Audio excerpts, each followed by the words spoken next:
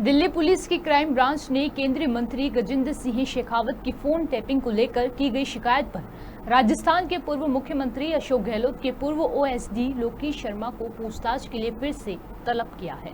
इस बार की पूछताछ कांग्रेस के दिग्गज नेता के लिए परेशानी का सबब बन सकता है, क्योंकि उनके पूर्व ऑफिसर ऑन स्पेशल ड्यूटी ने सार्वजनिक रूप से आरोप लगाया है कि 2020 में तत्कालीन कांग्रेस सरकार को गिराने के लिए शेखावत और कुछ कांग्रेस नेताओं के बीच कथित टेलीफोन बातचीत की क्लिप उन्हें खुद गहलोत ने दी थी। शर्मा का दावा उनके पिछले स्टैंड से अलग है, जिसमें उन्होंने कहा था कि उन्हें सोशल मीडिया से 3 क्लिप मिली थी, जिन्हें उन्होंने समाचार संगठनों को भेज दिया था।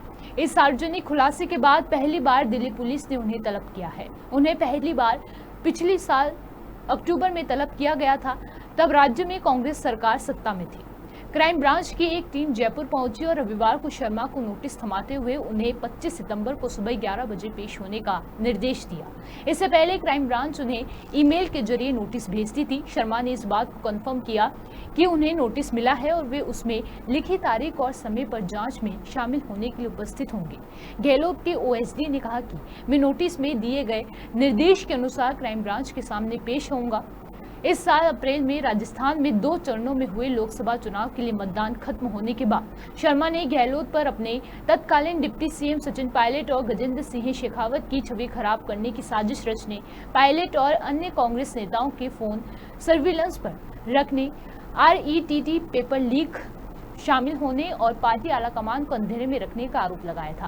पूर्व ओएसडी ने कहा था कि अगर उनसे पूछा जाएगा तो वे अपने दावे को लेकर अपने पास मौजूद सबूत जांच एजेंसी को दे देंगे। हालांकि गहलोत ने आरोपों से इनकार किया था। फोन टैपिंग विवाद जुलाई 2020 में राजनीतिक संकट के दौरान शुरू हुआ था, जब कांग्रेस में राजस्थान सरकार थी। शेखावत और कांग्रेस नेताओं के बीच कथित टेलीफोन पर बातचीत की क्लिप पायलट और उनका समर्थन करने वाले 18 पार्टी विधायकों द्वारा अशोक गहलोत के खिलाफ विद्रोह के बीच सामने आए थे।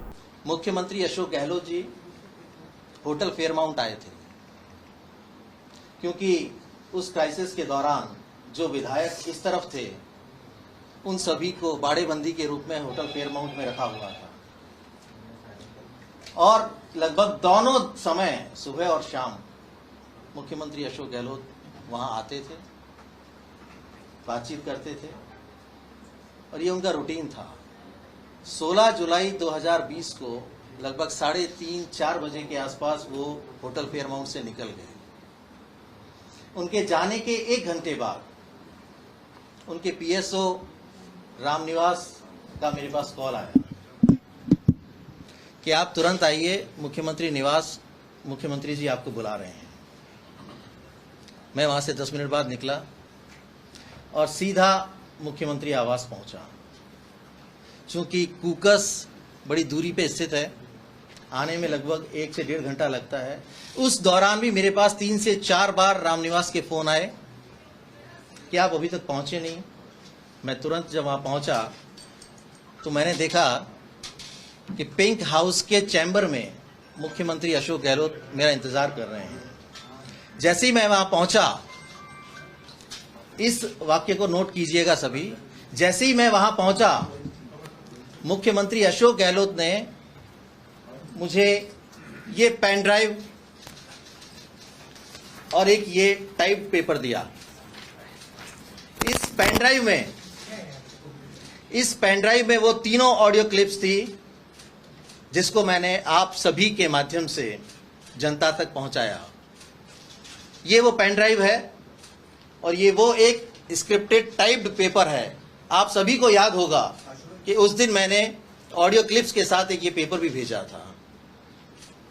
इस पेपर में कथित रूप से गजेंद्र सिंह शेखावत जी, जो तत्कालीन केंद्रीय मंत्री थे, दिवंगत हमारे विधायक भंवरलाल शर्मा जी और एक कोई संजय जैन, इन तीनों की बातचीत का हवाला दिया गया था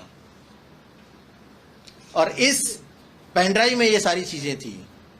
पेन ड्राइव और ये पेपर देकर मुझे कहा कि तुरंत जाइए और मीडिया को ये ऑडियो क्लिप्स सर्कुलेट कर दीजिए।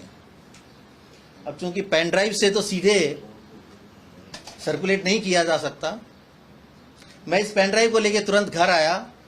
घर आके मैंने इस लैपटॉप में इस लैपटॉप में इसको ट्रांसफर किया।